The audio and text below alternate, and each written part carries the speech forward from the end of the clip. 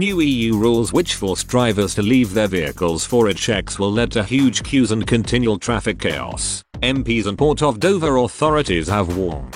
The rules, which are due to come into force in April, apply to vehicles entering the EU's passport-free Schengen area. The biometric checks involve electronic gates, meaning that drivers are forced to leave their vehicles rather than remain in their cars or lorries, as they are currently able to do with a simple passport check.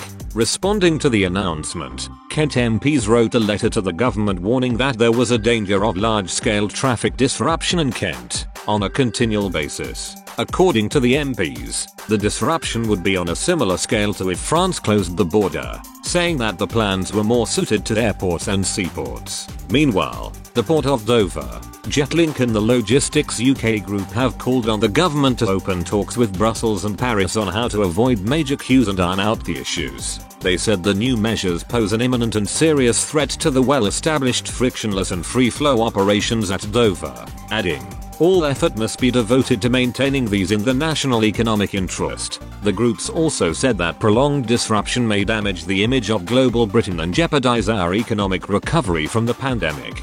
Port authorities have also warned the government that Dover would need new infrastructure in order to handle the new border checks. The checks would take place on UK territory by French police, under a bilateral deal with Paris. This style of check is currently carried out on people using the Channel Tunnel or coming over on ferries from Dover, but there is not yet an agreed system for how it would work when carried out on people driving vehicles. The entry-exit system is meant to monitor all non-EU travelers entering the Schengen area, requiring them to register a digital identification profile at checkpoints and undergo a biometric check. The Port of Dover, which processes £144 billion of freight each year, accounts for a third of all UK trade with the EU, rising to nearly 60% if other routes in the region, such as the Channel Tunnel, are included. Dover, Jetlink and Logistics UK warned that any supply chain disruptions would impact the motor industry significantly, as it is dependent on the most seamless supply chains possible.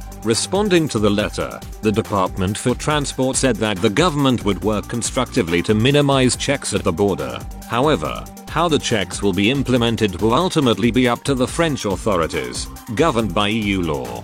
Delays at Dover would also have a knock-on effect on EU imports to the UK because it would soak up freight capacity. This comes amid growing tensions between France and the UK over the simmering fishing row, concerning post-Brexit fishing licenses for French fishermen. Further talks between British and EU officials were held in Brussels on Monday, as the two sides enter into their sixth week of negotiations. French Europe Minister Clement Beaune urged the EU to back Paris more strongly in the dispute. France had previously threatened sanctions, such as disruptions to customs checks on UK goods at ports, and limiting the electricity supply to Jersey, unless the dispute was resolved. Speaking at Mr. Beaune said, "We are not there yet, but there is still hope. We are not naive. We still have all options on the table, including these measures. We would prefer to have it at the EU level. If nothing happens at the EU level, we will take French measures."